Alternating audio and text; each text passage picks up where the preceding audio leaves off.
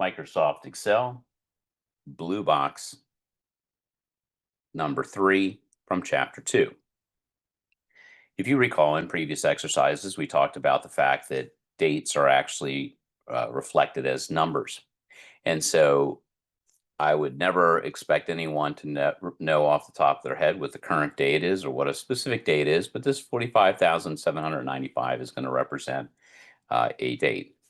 If we go to the drop down box where we have general, same place we've been going, we can select short date. As I select short date, you'll notice that it reflected May 18th, 2025. If I use the autofill handle, which is going down to the bottom right hand corner of that active cell, where I can see a slightly larger little box at the very bottom right hand corner, I can drag out to the right. Microsoft Excel is going to assume that when I do that, I want to increase this date in an increment of 1. And that's in fact what I do see. As I move over to the worksheet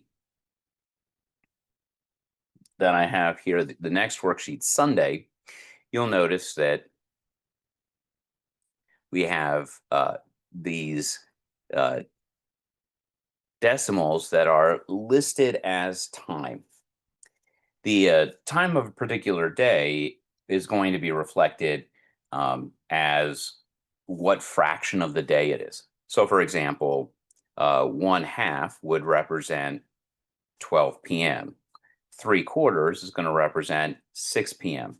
So we can actually figure out what fraction of the day we have for time. And actually, what we're going to do is we're going to highlight these two cells. And then that way, when I use the autofill handle, it's going to know what incremental jumps I expect as I fill down the column. As I have the entire column filled, I'm then going to select the particular time format that I want. So for example, if I were to come down here and stop, then it would show a time like 9:00:00 a.m. And that would be the 9th hour, 0 minutes, 0 seconds. And 0 seconds might be a little too refined or too broken up for what we want. We may only want the hour and minutes that's normal. So I'm going to go to more number formats.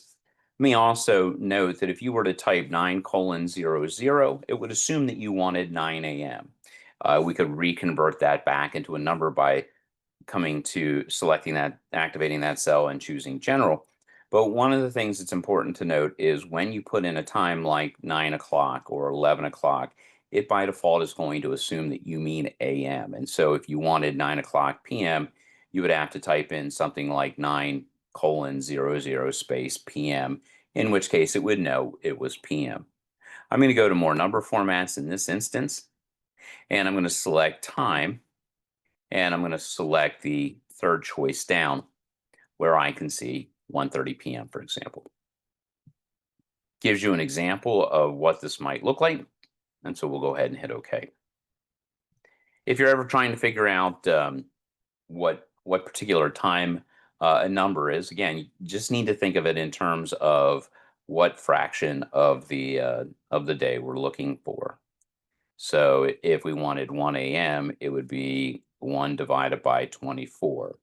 If we wanted 2 a.m., it would be 2 divided by 24. And whatever the corresponding fraction is or decimal place would represent the particular time.